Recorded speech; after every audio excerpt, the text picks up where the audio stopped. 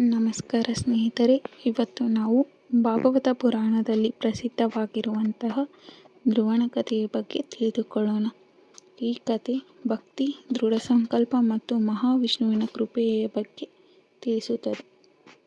ಬಹಳ ಹಿಂದೆ ಉತ್ತಾನಪಾದ ಎಂಬ ರಾಜನಿಗೆ ಇಬ್ಬರು ರಾಣಿಯರಿದ್ದರು.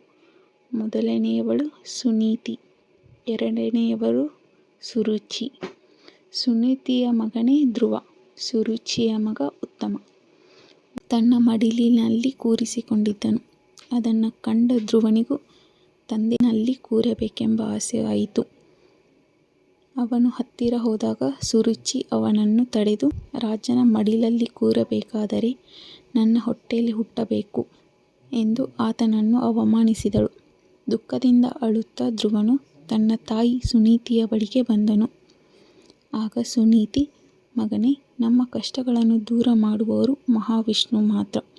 ಅವರನ್ನು ಭಕ್ತಿಯಿಂದ ಪ್ರಾರ್ಥಿಸಿ ಎಂದು ಹೇಳಿದಳು. ಆ ಮಾತನ್ನು ಕೇಳಿದ ಧ್ರುವನು ಕಾಡಿಗೆ ಹೋಗಿ ಕಠಿಣ ತಪಸ್ಸನ್ನು ಮಾಡಲು ನಿರ್ಧರಿಸಿದನು. ದಾರಿಯಲ್ಲಿ ನಾರದ ಮಹರ್ಷಿಯರು ಭೇಟಿಯಾಗಿ ಆತನಿಗೆ ಓಂ ನಮೋ ಭಗವತೆ ವಾಸುದೇವಾಯ ಎಂಬ ಮಂತ್ರವನ್ನು ಉಪದೇಶಿಸಿದರು. ಧ್ರುವನು ಕಾಡಿನಲ್ಲಿ 5 ತಿಂಗಳು ಅತ್ಯಂತ ಕಠಿಣ ತಪಸ್ಸನ್ನು ಮಾಡಿದನು.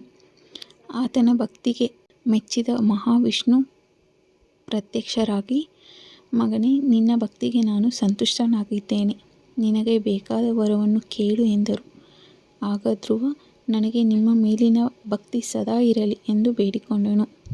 ಆಗ ಶ್ರೀಹರಿಯು ಅವನಿಗೆ ದೀರ್ಘಾಯುಷ್ಯ, ಕೀರ್ತಿ ಮತ್ತು ಮರಣಾನಂತರ ಆಕಾಶದಲ್ಲಿ ಎಂದಿಗೂ ಸ್ಥಿರವಾಗಿರುವ ಸ್ಥಾನವನ್ನು ವರವಾಗಿ ನೀಡಿದರು. ಆ ಸ್ಥಾನವೇ ಧ್ರುವ ನಕ್ಷತ್ರ. ಇಂದಿಗೂ ಧ್ರುವ ನಕ್ಷತ್ರವು ಆಕಾಶದಲ್ಲಿ ಸ್ಥಿರವಾಗಿಯೇ ಕಾಣಿಸುತ್ತದೆ. ಧನ್ಯವಾದಗಳು.